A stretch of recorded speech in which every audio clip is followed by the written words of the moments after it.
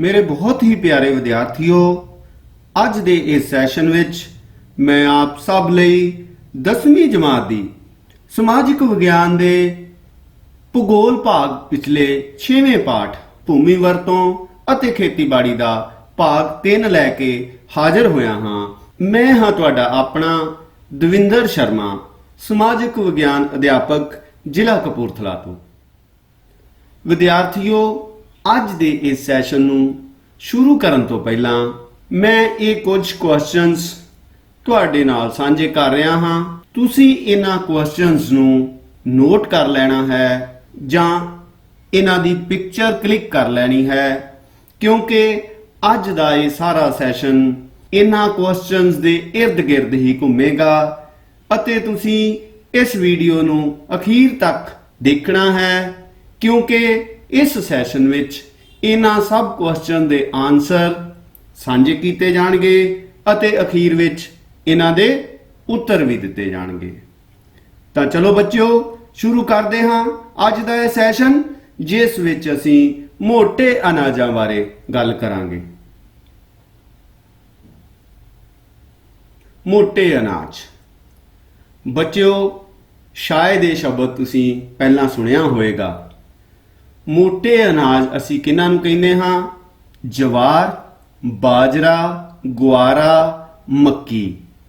ਇਹ ਬੱਚਿਓ ਜੋ ਅਨਾਜ ਹਨ, ਇਹਨਾਂ ਅਨਾਜਾਂ ਨੂੰ ਅਸੀਂ ਮੋٹے ਅਨਾਜ ਕਹਿੰਦੇ ਹਾਂ ਔਰ ਇਹ ਸਾਉਣੀ ਦੀ ਫਸਲ ਵਿੱਚ ਬੀਜੇ ਜਾਂਦੇ ਹਨ। ਜਵਾਰ ਤੇ ਬਾਜਰਾ ਅਕਸਰ ਭਾਰਤ ਦੇ ਖੁਸ਼ਕ ਭਾਗਾਂ ਵਿੱਚ ਪੈਦਾ ਕੀਤੇ ਜਾਂਦੇ ਹਨ। ਬਾਜਰਾ ਮਹਾਰਾਸ਼ਟਰ, ਮੱਧ ਪ੍ਰਦੇਸ਼, ਕਰਨਾਟਕ ਅਤੇ ਗੁਜਰਾਤ ਦੇ ਵਰਖਾ ਓਟ ਵਾਲੇ ਖੇਤਰਾਂ ਅਤੇ ਰਾਜਸਥਾਨ ਦੇ ਘੱਟ ਵਰਖਾ ਵਾਲੇ ਖੁਸ਼ਕ ਖੇਤਰਾਂ ਵਿੱਚ ਜ਼ਿਆਦਾਤਰ ਬੀਜਿਆ ਜਾਂਦਾ ਹੈ। ਇਹਨਾਂ ਤੋਂ ਬਿਨਾਂ ਇਹ ਉੱਤਰ ਪ੍ਰਦੇਸ਼ ਵਿੱਚ ਝਾਂਸੀ, ਜਲੌਨ, ਹਮੀਰਪੁਰ ਆਦਿ ਜ਼ਿਲ੍ਹਿਆਂ ਵਿੱਚ ਵੀ ਪੈਦਾ ਕੀਤਾ ਜਾਂਦਾ ਹੈ। ਜਵਾਰ ਮੁੱਖ ਤੌਰ ਤੇ ਕਰਨਾਟਕ, ਆਂਧਰਾ ਪ੍ਰਦੇਸ਼, ਮਹਾਰਾਸ਼ਟਰ ਅਤੇ ਮੱਧ ਪ੍ਰਦੇਸ਼ ਵਿੱਚ ਪੈਦਾ ਹੁੰਦੀ ਹੈ। ਪੰਜਾਬ ਵਿੱਚ ਪਹਿਲਾਂ ਜਵਾਰ ਅਤੇ ਬਾਜਰਾ ਤੇ ਗੁਆਰਾ ਜਿਹੇ ਮੋٹے ਅਨਾਜ ਕਾਫੀ ਮਾਤਰਾ ਵਿੱਚ ਪੈਦਾ ਹੁੰਦੇ ਸਨ। ਸੋ ਬੱਚਿਓ, ਤੁਹਾਡੇ ਮਨ ਵਿੱਚ ਇਹ ਸਵਾਲ ਉੱਠਦਾ ਹੋਵੇਗਾ ਕਿ ਬਾਜਰਾ ਜਾਂ ਜਵਾਰ ਇਹ ਕੀ ਹੁੰਦਾ ਹੋਵੇਗਾ। ਸੋ ਬੱਚਿਓ, ਤੁਸੀਂ ਇਸ ਵੀਡੀਓ ਰਾਹੀਂ ਦੇਖ ਸਕਦੇ ਹੋ, ਇਹ ਹੈ ਜਵਾਰ। ਲਓ ਬੱਚਿਓ, ਇਸ ਨੂੰ ਧਿਆਨ ਨਾਲ ਦੇਖ ਲਓ, ਤੁਹਾਨੂੰ ਪਤਾ ਚੱਲ ਜਾਏਗਾ ਕਿ ਆਪਾਂ ਕਿਸ ਫਸਲ ਦੀ ਗੱਲ ਕਰ ਰਹੇ ਹਾਂ। ਔਰ ਬੱਚਿਓ, ਇਹਨਾਂ ਦੇ ਸਿਰੇ ਉੱਪਰ ਜੋ ਤੁਹਾਨੂੰ ਇੱਕ ਫੁੱਲ ਵਰਗਾ ਦਿਸ ਰਿਹਾ ਹੈ, ਇਹੀ ਉਹ ਅਨਾਜ ਹੈ ਜਿਸ ਦੀ ਅਸੀਂ ਗੱਲ ਕਰ ਰਹੇ ਹਾਂ।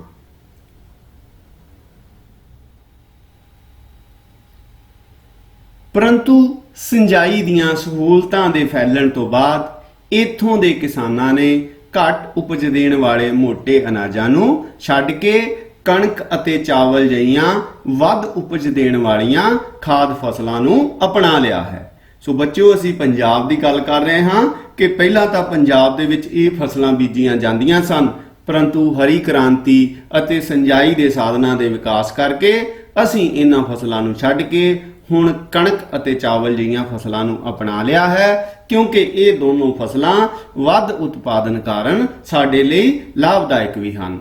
ਸੋ ਇਸ ਕਰਕੇ ਬਾਜਰਾ ਵਰਗੀਆਂ ਫਸਲਾਂ ਹੇਠ ਬੀਜੇ ਗਏ ਰਕਬੇ ਵਿੱਚ ਪਿਛਲੇ ਸਾਲਾਂ ਦੌਰਾਨ ਭਾਰੀ ਗਿਰਾਵਟ ਆਈ ਹੈ।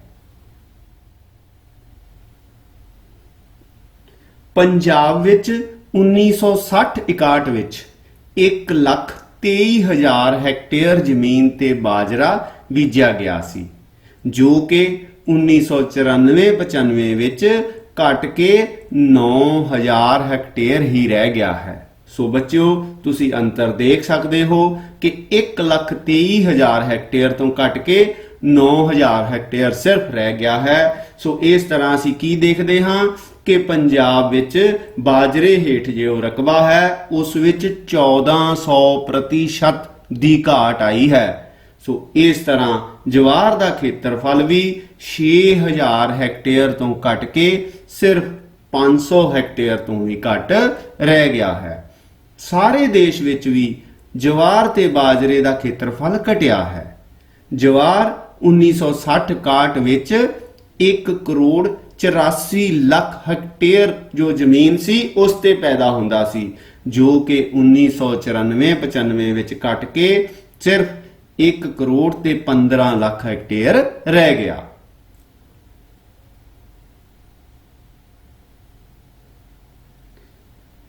ਮੱਕੀ ਦੀ ਬੱਚਿਓ ਹੁਣ ਅਸੀਂ ਗੱਲ ਕਰਦੇ ਹਾਂ ਜਵਾਰ ਅਤੇ ਬਾਜਰੇ ਤੋਂ ਬਾਅਦ। ਮੱਕੀ ਅਸਲ ਵਿੱਚ ਅਮਰੀਕਾ ਤੋਂ ਆਈ ਹੋਈ ਫਸਲ ਹੈ।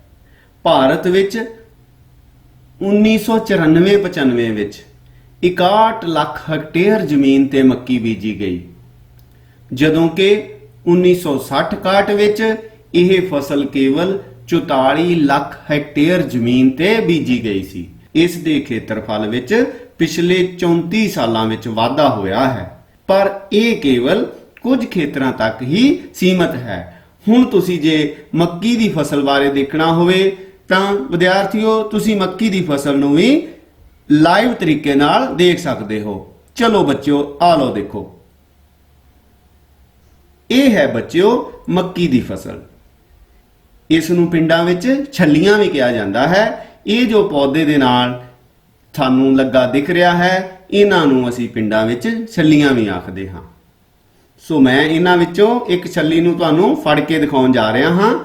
ਲਓ ਬੱਚਿਓ, ਇਹ ਹੈ ਛੱਲੀ। ਚਲੋ ਬੱਚਿਓ ਅੱਗੇ ਚੱਲਦੇ ਹਾਂ।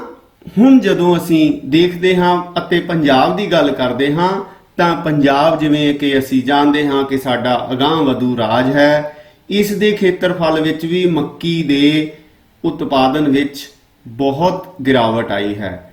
1960-61 ਵਿੱਚ ਪੰਜਾਬ ਵਿੱਚ 3,27,000 ਹੈਕਟੇਅਰ ਜ਼ਮੀਨ ਤੇ ਮੱਕੀ ਬੀਜੀ ਗਈ ਸੀ, ਜੋ ਕਿ 1994-95 ਵਿੱਚ ਘਟ ਕੇ 1,73,000 ਹੈਕਟੇਅਰ ਤੱਕ ਹੀ ਰਹਿ ਗਈ। ਕਹਿਣ ਦਾ ਭਾਵ ਬੱਚੋ ਲਗਭਗ 3 ਗੁਣਾ ਜੋ ਹੈ ਇਸ ਦੇ ਖੇਤਰਫਲ ਵਿੱਚ ਕਮੀ ਆਈ ਹੈ।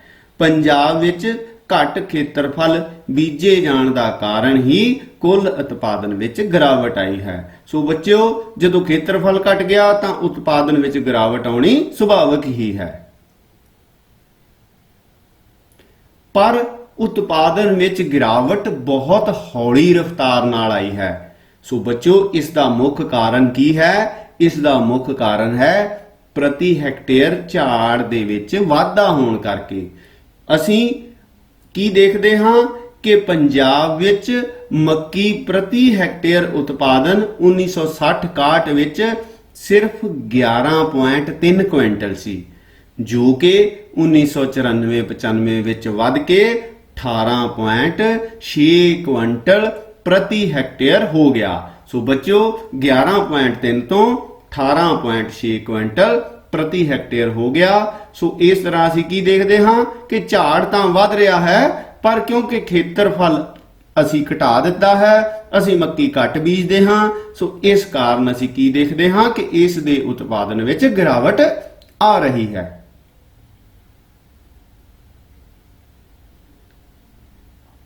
ਹੁਣ ਬੱਚਿਓ ਜਦੋਂ ਅਸੀਂ ਪੂਰੇ ਭਾਰਤ ਦੀ ਗੱਲ ਕਰਦੇ ਹਾਂ ਤਾਂ ਇੱਥੇ ਅਸੀਂ ਕੀ ਦੇਖਦੇ ਹਾਂ ਕਿ ਪੂਰੇ ਭਾਰਤ ਵਿੱਚ ਵੀ ਮੱਕੀ ਦੀ ਪ੍ਰਤੀ ਹੈਕਟੇਅਰ ਪੈਦਾਵਾਰ ਇਸੇ ਸਮੇਂ ਦੌਰਾਨ ਵੱਧ ਕੇ 15.7 ਕੁਇੰਟਲ ਹੋ ਗਈ ਹੈ। ਇਸੇ ਤਰ੍ਹਾਂ ਭਾਵੇਂ ਮੱਕੀ ਦੇ ਪ੍ਰਤੀ ਹੈਕਟੇਅਰ ਝਾੜ ਵਿੱਚ ਕਾਫੀ ਵਾਧਾ ਹੋਇਆ ਹੈ, ਪਰ ਇਹ ਵਾਧਾ ਕਣਕ ਅਤੇ ਚਾਵਲ ਦੇ ਮੁਕਾਬਲੇ ਬਹੁਤ ਘੱਟ ਹੈ। ਦੂਸਰੇ ਅਸੀਂ ਕੀ ਦੇਖਦੇ ਹਾਂ ਕਿ ਮੱਕੀ ਦੇ ਪ੍ਰਤੀ ਹੈਕਟੇਅਰ ਵਿੱਚ ਝਾੜ ਵਿੱਚ ਵਾਧਾ ਪੰਜਾਬ ਨੂੰ ਛੱਡ ਕੇ ਦੇਸ਼ ਦੇ ਹੋਰ ਭਾਗਾਂ ਵਿੱਚ ਕਾਫੀ ਜ਼ਿਆਦਾ ਹੋਇਆ ਹੈ, ਪਰੰਤੂ ਕਣਕ ਅਤੇ ਚਾਵਲ ਦੇ ਝਾੜ ਦੇ ਸੰਬੰਧ ਵਿੱਚ ਇਹ ਸਥਿਤੀ ਉਲਟ ਜਾਂਦੀ ਹੈ। ਇਹਨਾਂ ਦੋਵੇਂ ਫਸਲਾਂ ਦਾ ਪ੍ਰਤੀ ਹੈਕਟੇਅਰ ਝਾੜ ਪੰਜਾਬ ਵਿੱਚ ਦੇਸ਼ ਦੇ ਹੋਰ ਭਾਗਾਂ ਤੋਂ ਕਾਫੀ ਵੱਧ ਹੈ। ਲਓ ਬੱਚਿਓ, ਹੁਣ ਅਸੀਂ ਬਾਜਰਾ ਅਤੇ ਮੱਕੀ ਨੂੰ ਭਾਰਤ ਦੇ ਨਕਸ਼ੇ ਵਿੱਚ ਭਰ ਕੇ ਸਮਝਣ ਦੀ ਕੋਸ਼ਿਸ਼ ਕਰਦੇ ਹਾਂ। ਸੋ ਬੱਚਿਓ ਨਾਲੇ ਤਾਂ ਅਸੀਂ ਖੇਡਾਂਗੇ ਤੇ ਨਾਲੇ ਅਸੀਂ ਪੜਾਂਗੇ। ਚਲੋ ਬੱਚਿਓ ਸ਼ੁਰੂ ਕਰਦੇ ਹਾਂ। ਲਓ ਸਭ ਤੋਂ ਪਹਿਲਾਂ ਅਸੀਂ ਭਾਰਤ ਦੇ ਨਕਸ਼ੇ ਵਿੱਚ ਬਾਜਰੇ, ਜਿੱਥੇ ਬਾਜਰੇ ਦੀ ਪ੍ਰੋਡਕਸ਼ਨ ਹੁੰਦੀ ਹੈ, ਬਾਜਰਾ ਉਗਾਇਆ ਜਾਂਦਾ ਹੈ, ਉਹਨਾਂ ਰਾਜਾਂ ਨੂੰ ਦੇਖਦੇ ਹਾਂ। ਲਓ ਬੱਚਿਓ, ਸਭ ਤੋਂ ਪਹਿਲਾਂ ਅਸੀਂ ਰਾਜਸਥਾਨ ਦੇ ਵਿੱਚ ਪੀਲਾ ਰੰਗ ਕਰਨ ਤੋਂ ਬਾਅਦ ਗੁਜਰਾਤ, ਉਸ ਤੋਂ ਬਾਅਦ ਬੱਚਿਓ ਮੱਧ ਪ੍ਰਦੇਸ਼, ਉਸ ਤੋਂ ਬਾਅਦ ਬੱਚਿਓ ਮਹਾਰਾਸ਼ਟਰ, ਅਤੇ ਮਹਾਰਾਸ਼ਟਰ ਤੋਂ ਅੱਗੇ ਕਰਨਾਟਕਾ ਅਤੇ ਉੱਤਰ ਪ੍ਰਦੇਸ਼ ਦਾ ਕੁਝ ਹਿੱਸਾ। ਅਤੇ ਬੱਚਿਓ ਲਓ ਹੁਣ ਅਸੀਂ ਬਾਜਰਾ ਉਗਾ ਰਹੇ ਹਾਂ, ਤੁਸੀਂ ਦੇਖ ਲਓ, ਨਾਲੇ ਖੇਡ ਲਓ, ਨਾਲੇ ਪੜ੍ਹ ਲਓ। ਸੋ ਇਹ ਜੋ ਰਾਜ ਹਨ ਜਿੱਥੇ ਸਾਨੂੰ ਇਹ ਦਿਖ ਰਿਹਾ ਹੈ ਬੱਚਿਓ, ਇਹ ਰਾਜ ਬਾਜਰਾ ਉਤਪਾਦਕ ਰਾਜ ਹਨ। ਸੋ ਇੱਕ ਵਾਰ ਫਿਰ ਤੁਸੀਂ ਇਹਨੂੰ ਦੇਖ ਲਓ। ਲਓ ਬੱਚਿਓ, ਸੋ ਇਸ ਤੋਂ ਬਾਅਦ ਬੱਚਿਓ ਹੁਣ ਅਸੀਂ ਇਹਦੇ ਨਾਲ ਵਾਲੇ ਨਕਸ਼ੇ ਵਿੱਚ ਮੱਕੀ ਨੂੰ ਪੈਦਾ ਕਰਨ ਵਾਲੇ ਰਾਜਾਂ ਨੂੰ ਦੇਖਦੇ ਹਾਂ। ਸੋ ਚਲੋ ਸ਼ੁਰੂ ਕਰਦੇ ਹਾਂ ਇੱਥੇ ਵੀ। ਲਓ ਬੱਚਿਓ, ਸਭ ਤੋਂ ਪਹਿਲਾਂ ਅਸੀਂ ਕਰਨਾਟਕ ਤੋਂ ਸ਼ੁਰੂ ਹੋਏ ਹਾਂ, ਉਸ ਤੋਂ ਬਾਅਦ ਬੱਚਿਓ ਮਹਾਰਾਸ਼ਟਰਾ, ਅਤੇ ਇਧਰਲੇ ਪਾਸੇ ਆਂਧਰਾ ਪ੍ਰਦੇਸ਼, ਆਂਧਰਾ ਪ੍ਰਦੇਸ਼ ਦੇ ਨਾਲ ਤੇਲੰਗਾਨਾ ਅਤੇ ਮੱਧ ਪ੍ਰਦੇਸ਼, ਮੱਧ ਪ੍ਰਦੇਸ਼ ਤੋਂ ਬਾਅਦ ਬੱਚਿਓ ਰਾਜਸਥਾਨ, ਅਤੇ ਇਸ ਤੋਂ ਬਾਅਦ ਬੱਚਿਓ ਉੱਤਰ ਪ੍ਰਦੇਸ਼, ਉੱਤਰ ਪ੍ਰਦੇਸ਼ ਦੇ ਨਾਲ ਬਿਹਾਰ। ਸੋ ਬੱਚਿਓ ਇਹ ਉਹ ਰਾਜ ਹਨ ਜਿੱਥੇ ਮੱਕੀ ਕਾਫੀ ਮਾਤਰਾ ਵਿੱਚ ਪਾਈ ਜਾਂਦੀ ਹੈ। ਸੋ ਬੱਚਿਓ ਇੱਥੇ ਵੀ ਮੱਕੀ ਨੂੰ ਆਪਾਂ ਪੈਦਾ ਕਰਨ ਦੀ ਕੋਸ਼ਿਸ਼ ਕਰਦੇ ਹਾਂ। ਲਓ ਬੱਚਿਓ, ਆ ਲਓ ਮੱਕੀ ਦੀਆਂ ਛੱਲੀਆਂ ਤੁਸੀਂ ਦੇਖ ਰਹੇ ਹੋ। ਸੋ ਇਹ ਇੱਕ ਕੋਸ਼ਿਸ਼ ਹੈ ਕਿ ਤੁਹਾਨੂੰ ਚੰਗਾ ਵੀ ਲੱਗੇਗਾ ਤੇ ਤੁਹਾਨੂੰ ਯਾਦ ਵੀ ਰਹੇਗਾ ਕਿ ਮੱਕੀ ਭਾਰਤ ਦੇ ਇਹਨਾਂ ਰਾਜਾਂ ਵਿੱਚ ਕਾਫੀ ਮਾਤਰਾ ਵਿੱਚ ਪਾਈ ਜਾਂਦੀ ਹੈ।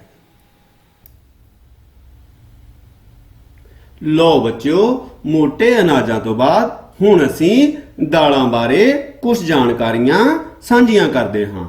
ਵਿਦਿਆਰਥੀਓ, ਭਾਰਤ ਦਾਲਾਂ ਦਾ ਸਭ ਤੋਂ ਵੱਡਾ ਉਤਪਾਦਕ ਅਤੇ ਖਪਤਕਾਰ ਦੇਸ਼ ਹੈ। ਕਹਿਣ ਦਾ ਭਾਵ ਭਾਰਤ ਵਿੱਚ ਸਾਰੇ ਸੰਸਾਰ ਨਾਲੋਂ ਦਾਲਾਂ ਦਾ ਉਤਪਾਦਨ ਸਭ ਤੋਂ ਵੱਧ ਹੁੰਦਾ ਹੈ, ਪਰ ਇਸ ਦੇ ਨਾਲ-ਨਾਲ ਭਾਰਤ ਵਿੱਚ ਦਾਲਾਂ ਦੀ ਖਪਤ ਵੀ, ਦਾਲਾਂ ਦੀ ਵਰਤੋਂ ਵੀ ਸਾਰੇ ਸੰਸਾਰ ਨਾਲੋਂ ਜ਼ਿਆਦੀ ਹੈ, ਕਿਉਂਕਿ ਬੱਚਿਓ ਦਾਲਾਂ ਹੀ ਸਾਡੇ ਲਈ ਪ੍ਰੋਟੀਨ ਦਾ ਸਭ ਤੋਂ ਵਧੀਆ ਸੋਮਾ ਹਨ। ਅਤੇ ਸਾਡੇ ਦੇਸ਼ ਵਿੱਚ ਬਹੁਤ ਸਾਰੇ ਗਰੀਬ ਲੋਕ ਅਤੇ ਸ਼ਾਕਾਹਾਰੀ ਭੋਜਨ ਖਾਣ ਵਾਲੇ ਲੋਕ ਰਹਿੰਦੇ ਹਨ। ਸੋ ਇਸ ਕਰਕੇ ਜੋ ਦਾਲਾਂ ਹਨ ਉਹ ਮਾਸ ਦੇ ਮੁਕਾਬਲੇ ਸਸਤੀਆਂ ਹਨ ਅਤੇ ਸ਼ਾਕਾਹਾਰੀ ਭੋਜਨ ਖਾਣ ਵਾਲੇ ਲੋਕਾਂ ਨੂੰ ਪ੍ਰੋਟੀਨ ਪ੍ਰਦਾਨ ਕਰਨ ਦਾ ਦਾਲਾਂ ਮਹੱਤਵਪੂਰਨ ਸੋਮਾ ਹਨ। ਛੋਲੇ, ਅਰਹਰ, ਮੂੰਗੀ, ਮਾਂ, ਮਸਰ, ਇਹ ਦਾਲਾਂ ਮੁੱਖ ਦਾਲਾਂ ਮੰਨੀਆਂ ਜਾਂਦੀਆਂ ਹਨ।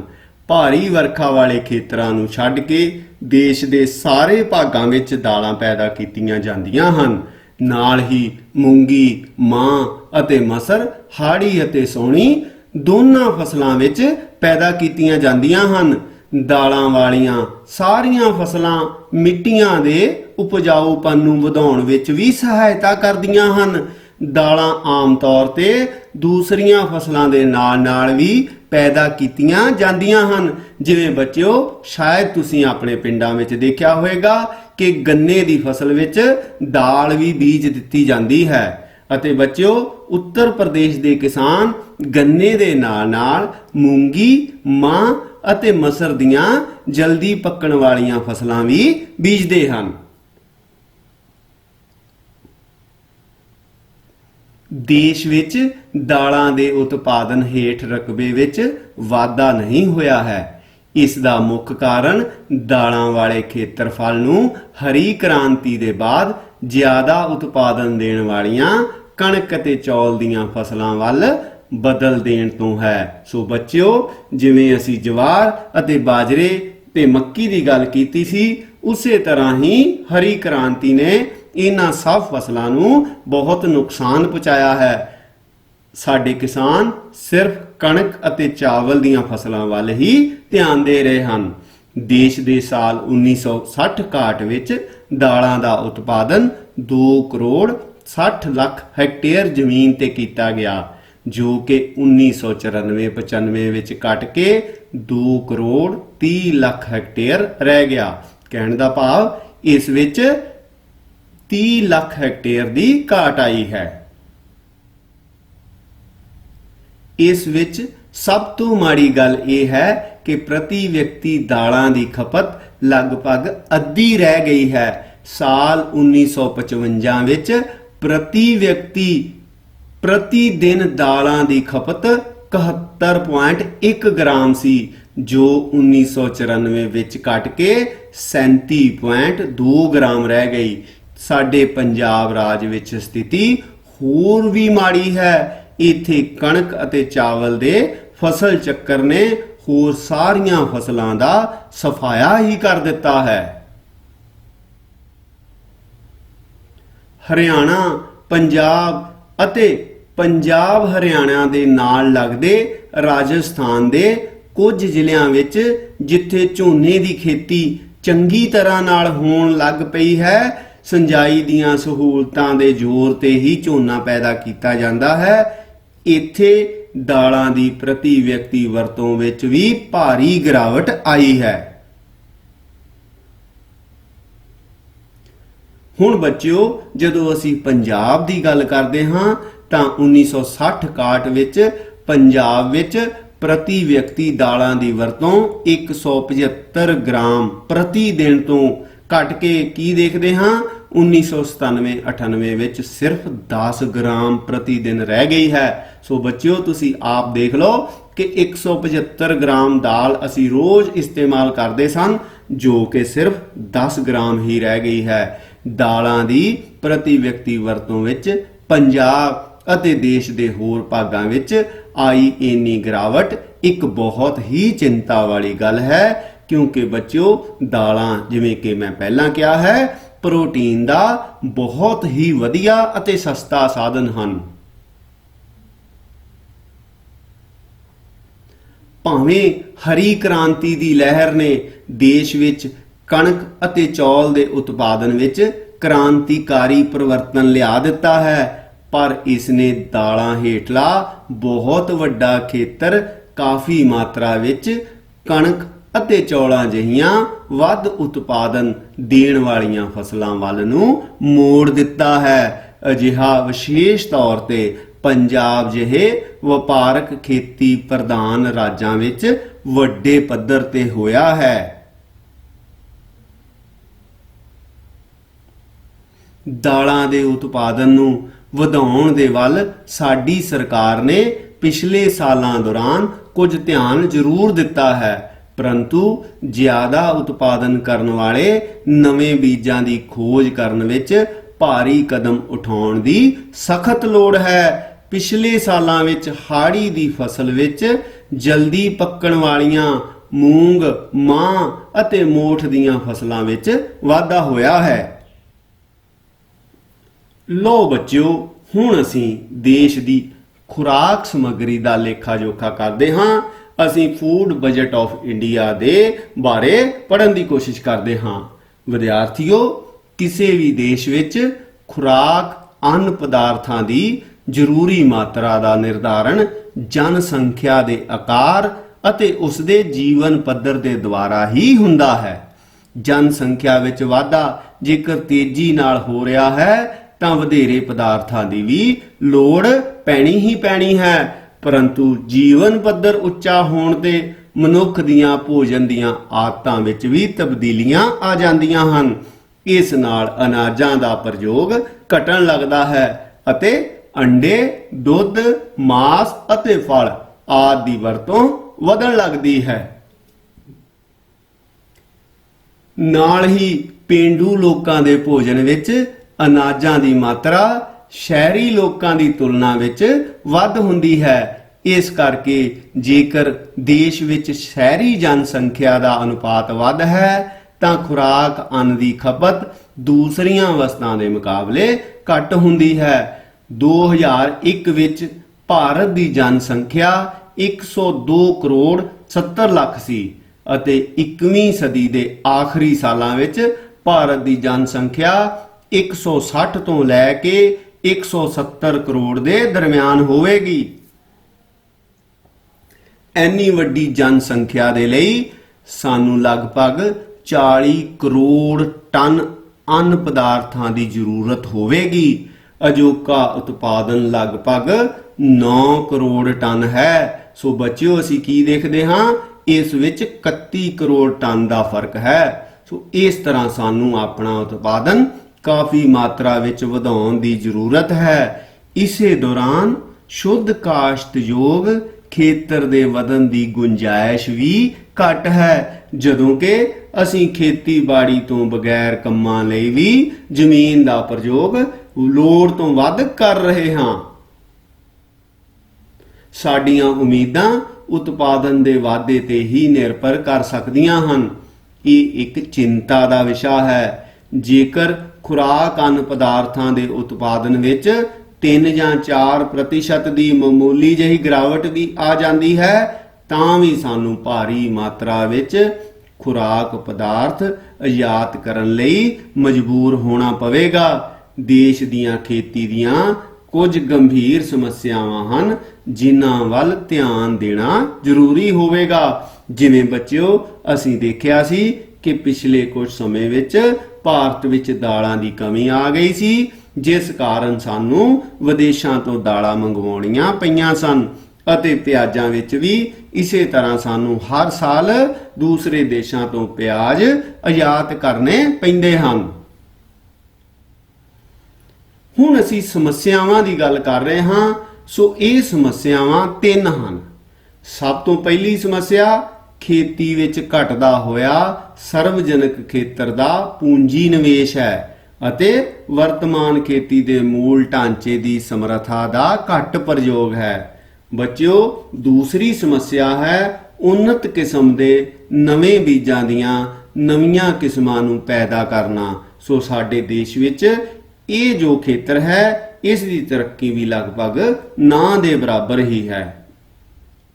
ਤੀਸਰੀ ਮੁੱਖ ਗੱਲ ਬੱਚਿਓ, ਖੇਤੀ ਖੇਤਰ ਵਿੱਚ ਬਹੁਤ ਹੀ ਹੌਲੀ ਵਾਧਾ ਦਰ ਅਤੇ ਖੇਤੀ ਫਸਲਾਂ ਦੀ ਡਿਵਰਸੀਫਿਕੇਸ਼ਨ ਨੂੰ ਲੈ ਕੇ ਹੈ। ਬੱਚਿਓ, ਖੇਤੀ ਫਸਲਾਂ ਦੀ ਡਿਵਰਸੀਫਿਕੇਸ਼ਨ ਦਾ ਅਰਥ ਇਹ ਹੈ ਕਿ ਅਸੀਂ ਲਗਾਤਾਰ ਕਣਕ ਝੋਨਾ ਹੀ ਬੀਜੀ ਜਾ ਰਹੇ ਹਾਂ, ਜਿਸ ਕਾਰਨ ਖੇਤੀ ਦੀ ਉਪਜਾਊ ਸ਼ਕਤੀ, ਧਰਤੀ ਦੀ ਉਪਜਾਊ ਸ਼ਕਤੀ ਦਾ ਨੁਕਸਾਨ ਹੋ ਰਿਹਾ ਹੈ। ਸੋ ਡਿਵਰਸੀਫਿਕੇਸ਼ਨ ਦਾ ਮਤਲਬ ਹੈ ਕਿ ਫਸਲਾਂ ਨੂੰ ਬਦਲ ਕੇ ਖੇਤਾਂ ਵਿੱਚ ਬੀਜਣਾ ਹੁੰਦਾ ਹੈ।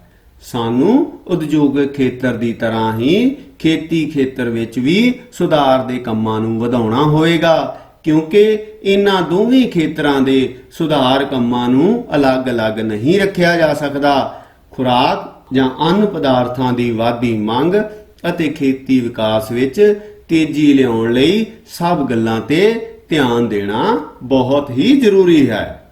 ਸੋ ਬੱਚਿਓ, ਅੱਜ ਦੇ ਇਸ ਸੈਸ਼ਨ ਵਿੱਚ ਬਸ ਇੰਨਾ ਹੀ। ਬੱਚਿਓ, ਤੁਹਾਨੂੰ ਯਾਦ ਹੋਵੇਗਾ ਕਿ ਮੈਂ ਇਸ ਸੈਸ਼ਨ ਦੇ ਸ਼ੁਰੂ ਵਿੱਚ ਆਪ ਸਭ ਨੂੰ ਕਿਹਾ ਸੀ ਕਿ ਤੁਸੀਂ ਕੁਝ ਕੁਐਸਚਨ ਹਨ ਜਿਨ੍ਹਾਂ ਨੂੰ ਆਪਣੇ ਧਿਆਨ ਵਿੱਚ ਰੱਖਣਾ ਹੈ। ਸੋ ਹੁਣ ਅਸੀਂ ਉਹਨਾਂ ਕੁਐਸਚਨਸ ਨੂੰ ਹੱਲ ਕਰਨ ਦੀ ਕੋਸ਼ਿਸ਼ ਕਰਦੇ ਹਾਂ। ਲਓ ਬੱਚਿਓ, ਸਾਡਾ ਅੱਜ ਦਾ ਪਹਿਲਾ ਕੁਐਸਚਨ ਸੀ ਕਿ ਭਾਰਤ ਵਿੱਚ ਜਵਾਰ ਅਤੇ ਬਾਜਰਾ ਕਿਸ ਤਰ੍ਹਾਂ ਦੇ ਖੇਤਰਾਂ ਵਿੱਚ ਬੀਜੇ ਜਾਂਦੇ ਹਨ। ਸੋ ਬੱਚਿਓ, ਇਸ ਦਾ ਠੀਕ ਆਨਸਰ ਹੈ ਕਿ ਜਵਾਰ ਅਤੇ ਬਾਜਰਾ ਅਕਸਰ ਭਾਰਤ ਦੇ ਖੁਸ਼ਕ ਭਾਗਾਂ ਵਿੱਚ ਪੈਦਾ ਕੀਤੇ ਜਾਂਦੇ ਹਨ। ਜਿੱਥੇ ਬਾਰਿਸ਼ ਘੱਟ ਹੁੰਦੀ ਹੈ, ਇਹਨਾਂ ਨੂੰ ਉੱਥੇ ਬੀਜਿਆ ਜਾਂਦਾ ਹੈ। ਇਸ ਤੋਂ ਬਾਅਦ ਬੱਚਿਓ, ਨੈਕਸਟ ਕੁਐਸਚਨ ਹੈ ਕਿ ਪੰਜਾਬ ਵਿੱਚ ਬਾਜਰੇ ਦੀ ਖੇਤੀ ਘਟਣ ਦਾ ਕੋਈ ਇੱਕ ਕਾਰਨ ਦੱਸੋ। ਸੋ ਬੱਚਿਓ, ਜਦੋਂ ਅਸੀਂ ਪੰਜਾਬ ਦੀ ਗੱਲ ਕਰਦੇ ਹਾਂ ਤਾਂ ਅਸੀਂ ਦੇਖਦੇ ਹਾਂ ਕਿ ਪੰਜਾਬ ਦੇ ਕਿਸਾਨਾਂ ਨੇ ਹਰੀ ਕ੍ਰਾਂਤੀ ਤੋਂ ਬਾਅਦ ਆਪਣੇ ਖੇਤਾਂ ਵਿੱਚ ਵਪਾਰਕ ਫਸਲਾਂ ਜਿਵੇਂ ਕਣਕ ਅਤੇ ਚਾਵਲ ਨੂੰ ਬੀਜਣਾ ਸ਼ੁਰੂ ਕਰ ਦਿੱਤਾ ਹੈ। ਕਿਉਂ? ਕਿਉਂਕਿ ਅਸੀਂ ਜਾਣਦੇ ਹਾਂ ਕਿ ਕਣਕ ਅਤੇ ਝੋਨੇ ਤੋਂ ਬਹੁਤ ਜ਼ਿਆਦਾ ਲਾਭ ਹੁੰਦਾ ਹੈ, ਕਿਉਂਕਿ ਇਹਨਾਂ ਦੋਵਾਂ ਫਸਲਾਂ ਦਾ ਝਾੜ ਬਹੁਤ ਜ਼ਿਆਦਾ ਹੈ।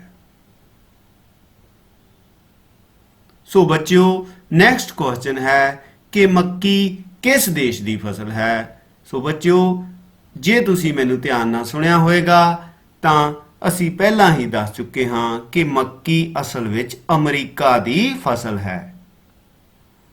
ਇਸ ਤੋਂ ਬਾਅਦ ਹੈ ਬੱਚਿਓ, ਦਾਲਾਂ ਹੀ ਜ਼ਿਆਦਾਤਰ ਲੋਕਾਂ ਦੇ ਲਈ ਡੈਸ਼ ਦਾ ਮੁੱਖ ਸੋਮਾ ਹਨ।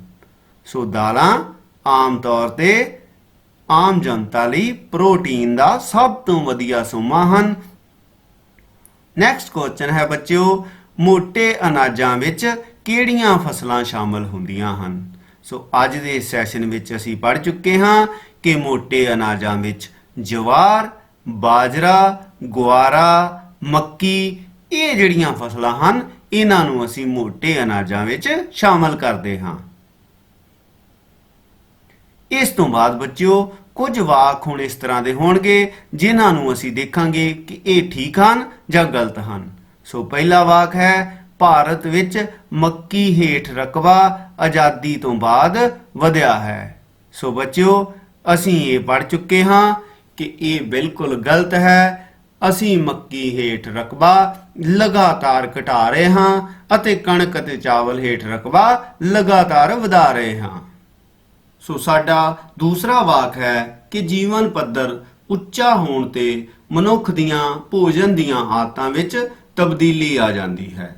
ਸੋ ਬੱਚਿਓ ਇਹ ਵਾਕ ਬਿਲਕੁਲ ਠੀਕ ਹੈ। ਸਾਡੇ ਨਾਲ ਅਕਸਰ ਹੀ ਇਸ ਤਰ੍ਹਾਂ ਹੁੰਦਾ ਹੈ ਕਿ ਜਿਸ ਵੀ ਮਨੁੱਖ ਕੋਲ ਜ਼ਿਆਦਾ ਪੈਸੇ ਹੁੰਦੇ ਹਨ ਉਸ ਦੀਆਂ ਖਾਣ ਪੀਣ ਦੀਆਂ ਆਦਤਾਂ ਬਦਲ ਜਾਂਦੀਆਂ ਹਨ।